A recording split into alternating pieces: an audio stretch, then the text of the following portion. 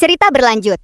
Para kaisar manusia lainnya saling berpandangan, tetapi tak seorang pun berbicara. Selama ini mereka selalu menganggap tubuh penguasa hanyalah kebohongan kepala desa untuk memacu Jinmu.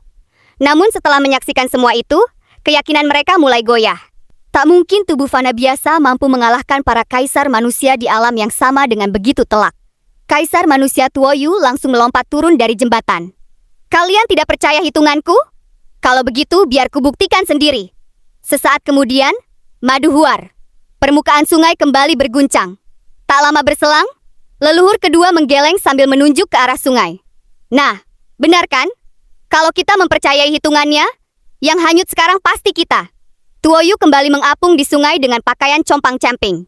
Qingning menjulurkan kepala dari atas jembatan. Guru, sekali lagi salah hitung. Tuoyu melompat kembali ke atas jembatan dalam keadaan basah kuyup. Kali ini matanya berbinar penuh semangat. Aku tahu letak kesalahannya. Roh primordialnya jauh lebih kuat daripada perkiraanku. Percayalah, kali ini aku pasti berhasil. Semua orang hanya menguap. Tak seorang pun ingin menjadi korban berikutnya. Qingning langsung menendang Kong Xian. Kalau begitu, biar muridku saja yang turun. Kong Xian buru-buru melambaikan tangan. Tidak usah, aku tidak ingin bertarung. Ia menoleh kepada Jinmu sambil tersenyum. Jinmu, aku justru tertarik dengan ucapanmu tadi. Kau bilang seni ilahiku masih bisa berkembang? Jinmu mengangguk. Benar. Mantra kata-kata milik leluhur sangat luar biasa. Bahkan menurutku, itu salah satu seni ilahi paling unik yang pernah kulihat. Mendengar pujian itu, Kong Xian langsung tersenyum lebar. Kalau begitu, aku akan mengajarimu. Ia segera memperagakan sebuah jurus. Ini rahasia kata segel. Ji vitalnya mengalir mengikuti gerakan tangan dan langkah kaki. Lalu ia berteriak, "Segel! Wung!" Seketika sebuah aksara raksasa muncul di bawah kakinya. Dalam sekejap, seluruh panca indera Jinmu lenyap.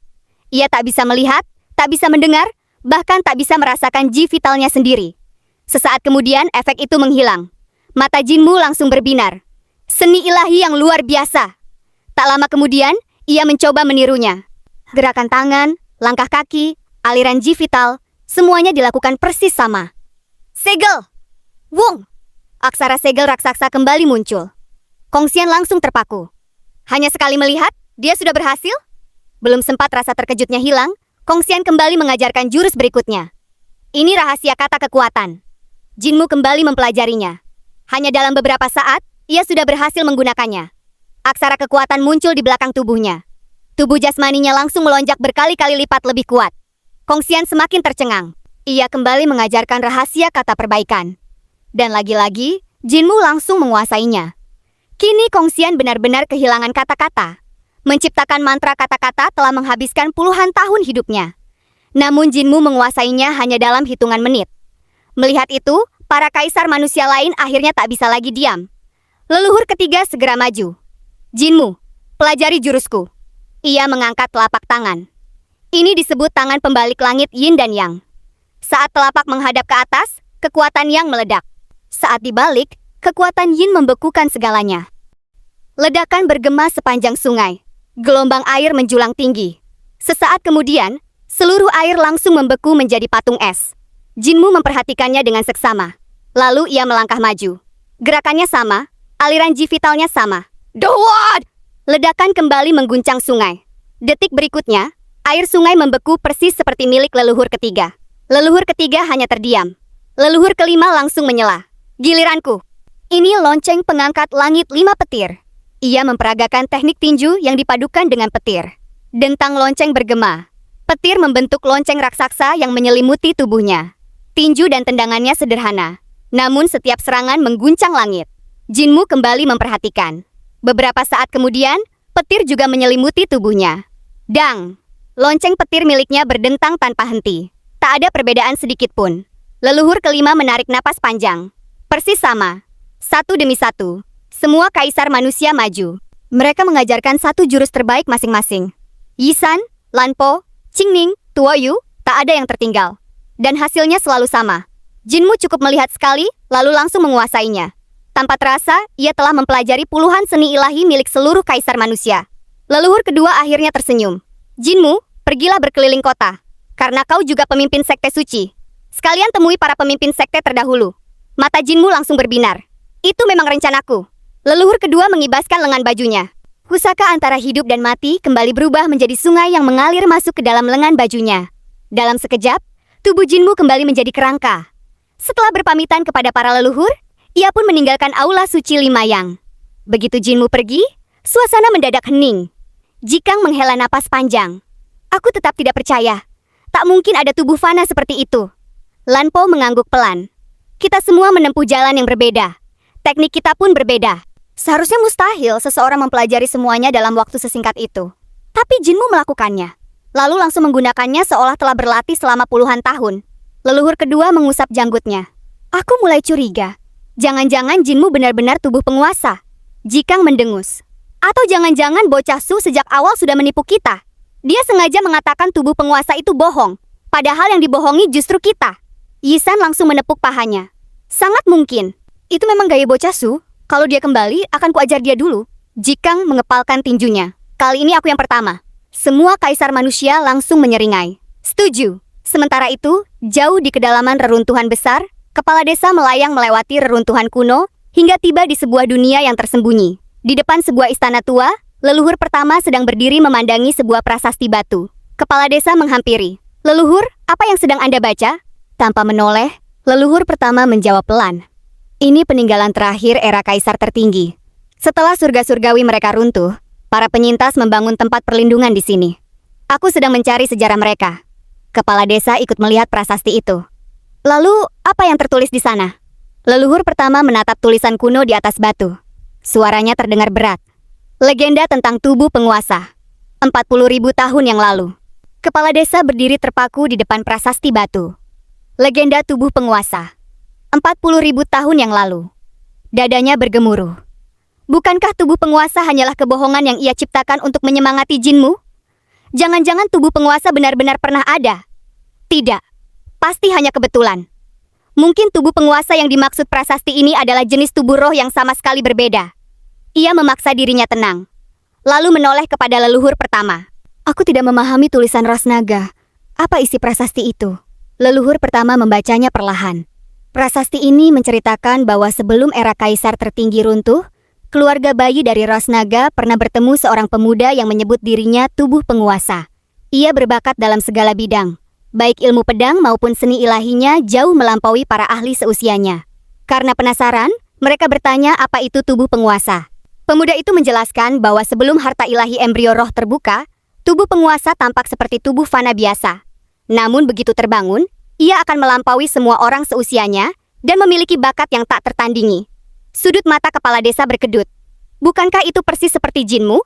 Sejak harta ilahi embrio roh Jinmu berhasil dibuka, kemajuannya memang melesat jauh melampaui siapapun. Tidak, pasti hanya kebetulan. Ia terus berusaha menyangkalnya. Leluhur pertama kembali melanjutkan. Prasasti ini juga mengatakan bahwa tubuh penguasa mampu memahami berbagai ilmu hanya dengan sekali melihat. Namun masih ada musuh alaminya.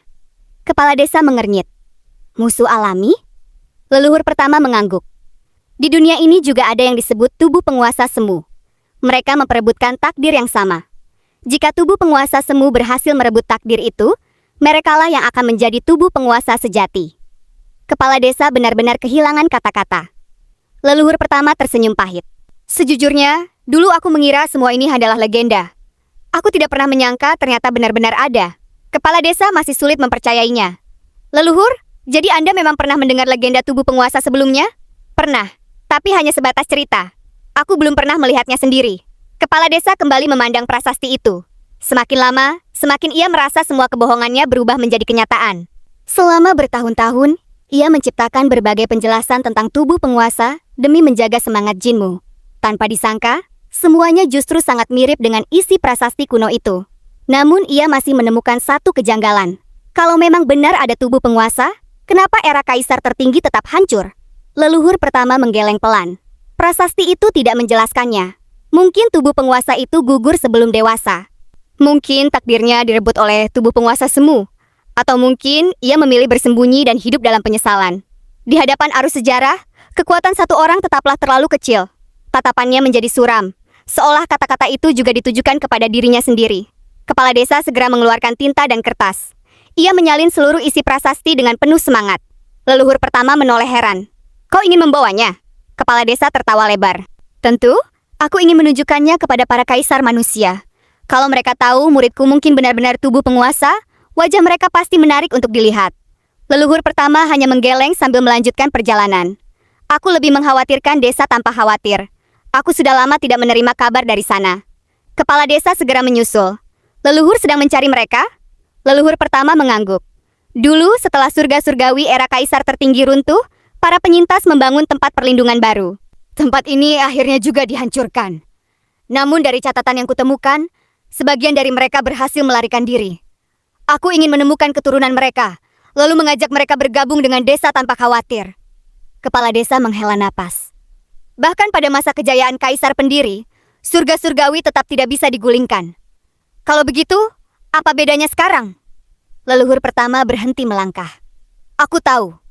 Tapi kalau kita terus bersembunyi, harapan itu tidak akan pernah ada. Aku harus melakukan sesuatu. Kalau terus diam, aku akan terus melihat rekan-rekanku gugur. Aku akan terus melihat rakyat menderita.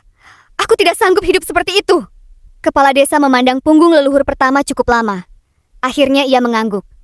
Kalau begitu, aku ikut. Sementara itu, Jinmu tiba di kediaman para pemimpin sekte suci terdahulu. Dibandingkan aula kaisar manusia yang miskin, tempat ini jauh lebih megah. Istana-istana berdiri berjajar. Paviliun, koridor panjang, dan taman menghiasi setiap sudut. Para pelayan hantu hilir mudik membawa persembahan tanpa henti. Jinmu hanya bisa menghela napas. Perbedaannya jauh sekali. Ia berhenti di depan sebuah aula bertuliskan Aula Zuyang. Di depan pintu, seorang pemuda tampan sedang memahat patung singa batu. Melihat Jinmu mendekat, pemuda itu bertanya, "Ada perlu apa?" Jinmu memberi salam. "Aku ingin bertemu pemimpin sekte Zuyang." Pemuda itu menatapnya beberapa saat lalu tersenyum. "Aku Zuyang." Jinmu tercengang. "Anda pemimpin sekte Zuyang?" Zuyang mengangguk. "Lalu siapa dirimu?" "Li Tianxing." Jinmu menggeleng. "Aku Jinmu, pemimpin sekte suci saat ini." Mata Zuyang langsung berbinar. "Jadi akhirnya Li Tianxing mati juga?" Jinmu terdiam sejenak. Jiwanya hancur saat bertarung melawan Singan. Meski banyak melakukan kesalahan, di saat terakhir ia telah menebus semuanya. Zuyang justru bertepuk tangan sambil tertawa. "Bagus, itu kematian yang pantas. Dulu dia merebut posisi pemimpin sekte dariku saat aku sedang berada di titik terlemah. Lalu setelah aku mati, masih sempat berpura-pura menangis di depan makamku." Jinmu hanya tersenyum kecut. Ia segera bertanya, "Kalau begitu, di mana patriark sekte suci?" Zuyang berpikir sejenak. "Oh, maksudmu paman guruku. Dulu dia ingin merebut posisi pemimpin sekte. Jadi ku beri jabatan kosong sebagai patriark sekte suci, lalu ku kirim jauh-jauh." Tiba-tiba, seseorang berjalan keluar dari aula. Pria berjubah hitam itu menatap Jinmu sambil tersenyum. "Jadi inikah pemimpin sekte yang baru?" Zuyang langsung memperkenalkan mereka. "Guru, ini Jinmu, pemimpin sekte suci yang sekarang." Pria berjubah hitam itu mengangguk. "Bagus. Tapi jangan cepat-cepat menerima murid." Jinmu tampak bingung. "Kenapa?" Pria itu menunjuk pedang yang masih menancap di punggungnya. "Lihat ini. Aku dibunuh muridku sendiri." Zuyang langsung tertawa terbahak-bahak. "Guru masih berani bicara begitu? Bukankah dulu guru juga membunuh guru sendiri demi menjadi pemimpin sekte?" Pria berjubah hitam itu ikut tertawa tanpa rasa malu. "Itu memang benar. Lalu kau membunuhku, barulah kau menjadi pemimpin sekte." Ia menatap Jinmu penuh rasa ingin tahu. "Kalau begitu, siapa yang kau bunuh untuk merebut posisi pemimpin sekte?" Wajah Jinmu langsung menghitam. Untung saja saat itu ia hanya berupa kerangka. Tradisi sekte suci rupanya jauh lebih aneh daripada dugaannya. Membunuh pemimpin sekte sebelumnya bukanlah dosa, justru dianggap sebagai kebanggaan. Jinmu menarik napas panjang. "Aku tidak pernah membunuh siapapun. Aku diangkat langsung oleh patriark sekte suci." Begitu mendengar itu, semua orang langsung terdiam. Lalu mereka serempak menggelengkan kepala. Memalukan. Posisi pemimpin sekte diwariskan. Di mana tradisinya? Seorang gadis cantik dengan anting perak melangkah mendekat. Jinmu langsung mengenalinya. Itu pasti si Yuan Wei, leluhur nenek Si. Si Yuan Wei memandangnya penuh rasa kecewa. "Dulu aku menjadi pemimpin sekte setelah membuat guruku kehilangan hati Dao. Beliau sendiri yang menyerahkan jabatannya kepadaku. Itulah tradisi sekte suci. Kalau tidak mampu mengalahkan guru sendiri, bagaimana mungkin generasi berikutnya bisa melampaui generasi sebelumnya? Sedangkan kau, posisimu justru diberikan. Itu tidak sah." Zuyang mengangguk puas. "Benar, semuanya berawal sejak patriark sekte suci muncul. Dialah yang merusak tradisi kita." Saat itu, seorang pria tampan lain datang menghampiri. "Itu benar, kalau jabatan tidak diperjuangkan, apa gunanya menjadi pemimpin sekte?" Jinmu tetap tersenyum. "Para senior, Aku memang tidak merebut jabatan itu, tapi selama aku memimpin, sekte suci berkembang jauh melampaui sebelumnya. Mendengar itu, semua mantan pemimpin sekte langsung tertawa mengejek. Berkembang? Dunia sekarang berada di bawah kekaisaran pedoman abadi. Jangan-jangan kau malah menyerahkan sekte suci kepada istana. Jinmu mulai kehilangan kesabaran. Ia memandang satu persatu para pendahulunya. Siapa Anda? Pria itu membuka kipasnya. Aku Yu Guang. Pemimpin sekte Yu Guang? Jinmu tersenyum tipis. Kalau begitu wajar aku tidak mengenalmu. Di gunung kedatangan suci, aku hanya menghormati pendiri, leluhur pendiri, dan 3 raja. Selain mereka, tak ada yang pernah kuanggap layak untuk kuhormati. Begitu kalimat itu keluar, suasana langsung membeku. Semua mantan pemimpin sekte memandang Jinmu dengan tajam. Kurang ajar. Berani sekali bocah ini. Kami leluhurmu. Jinmu akhirnya tak lagi menahan diri. Diam. Suaranya menggema ke seluruh kompleks istana. Semua orang seketika terdiam. Jinmu membuka jubahnya lalu berkata lantang. Saat aku menerima jabatan ini, sekte suci berada di ambang kehancuran. Li Tianxing meninggalkan kekacauan yang harus kubereskan. Aku memperbaiki aturan, mereformasi seluruh sistem, mendirikan aula pendidikan, membangun akademi sekte suci, mengumpulkan berbagai jalan, keterampilan dan seni ilahi dari seluruh dunia. Aku bahkan menciptakan bentuk pedang ke-18 dan menyempurnakan roh primordial di alam 6 arah. Sekarang, di seluruh kekaisaran pedoman abadi, dari pejabat tertinggi hingga rakyat biasa, ada orang-orang sekte suci di mana-mana. Kami tidak lagi diburu. Kami berdiri tegak. Ia menatap seluruh mantan pemimpin sekte. Sedangkan kalian mengambil jalan orang suci, lalu mengubahnya menjadi jalan iblis. Kalian membuat sekte suci dikenal sebagai sekte iblis. Aku menghormati pendiri karena meninggalkan ajarannya. Aku menghormati leluhur pendiri karena mendirikan sekte. Aku menghormati 3 raja karena rela mengorbankan diri demi warisan. Tapi kalian, kebajikan apa yang kalian tinggalkan? Jasa apa? Warisan apa? Kalian hanya meninggalkan nama buruk. Jadi aku datang bukan untuk menemui kalian, melainkan demi menghormati para pendiri yang sesungguhnya. Seluruh kompleks langsung sunyi. Tak seorang pun membalas. Saat itulah terdengar suara tergesa-gesa dari kejauhan. Tunggu, tunggu! Patriark sekte suci akhirnya datang sambil berlari. Keringat dingin membasahi dahinya. Begitu melihat suasana yang mencekam, wajahnya langsung pucat. Kenapa jadi begini? Ayo kita bicara baik-baik. Ia menarik lengan Jinmu lalu berbisik. Cepat minta maaf. Jinmu hanya tersenyum. Zuyang melangkah maju. Tidak perlu. Kata-katanya memang tajam. Tapi seorang pemimpin sekte tidak cukup hanya pandai berbicara. Buktikan kemampuanmu. Kalau kau memang layak menjadi pemimpin sekte, kalahkan kami. Patriark sekte suci buru-buru memberi isyarat agar Jinmu menolak. Namun Jinmu hanya tersenyum tenang. Baru saja aku selesai bertarung melawan seluruh aula kaisar manusia. Aku sudah cukup lelah. Kalau melawan kalian, aku tidak ingin membuang waktu. Ia memandang seluruh mantan pemimpin sekte. Naiklah sekaligus! Keringat patriark sekte suci langsung bercucuran. Semua mantan pemimpin sekte sontak berubah murka. Yulian melangkah keluar lebih dulu. Kesombonganmu sudah keterlaluan. Kalau begitu, biar aku mengujimu. Jinmu menggeleng pelan. Alammu terlalu rendah. Kalau bertarung sendirian, kau tidak sanggup menahanku. Patriark sekte suci akhirnya menyerah. Ia menarik napas panjang. Kalau begitu, semuanya segel 3 harta ilahi kalian. Gunakan hanya kekuatan alam 7 bintang. Silakan bertarung sesuka hati. Yulian langsung menyegel kultivasinya lalu menerjang. Energi iblis memenuhi langit. Namun Jinmu hanya mengangkat telapak tangan. Kekuatan telapak bintang surgawi menyeluruh. Duh, buar! Yulian langsung terpental. Tubuhnya menembus belasan dinding aula Zuyang sebelum menghilang di kejauhan. Ledakan besar terdengar beberapa saat kemudian. Belum ada yang sempat beraksi, Jinmu sudah muncul di belakang Zuyang. Zuyang berubah menjadi bayangan hitam dan meluncur di atas tanah.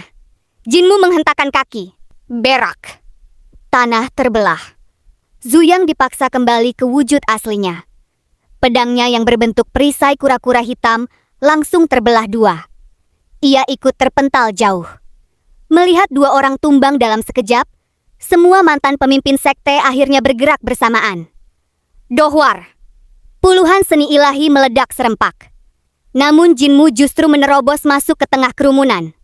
Sesaat kemudian, semua orang mulai saling menghantam. Pedang Yu Guang justru menusuk Feng Qianggu. Serangan Feng Qianggu mengenai Si Yuanwei. Seni ilahi para mantan pemimpin sekte saling berbenturan hingga seluruh aula Zuyang runtuh. Dohwar, berak!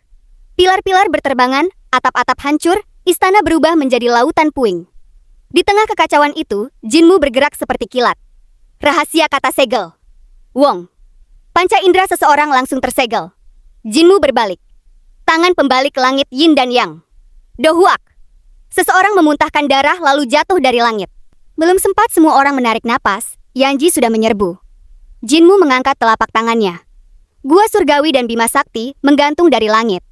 Ribuan bintang seolah jatuh dari langit. Dohwar.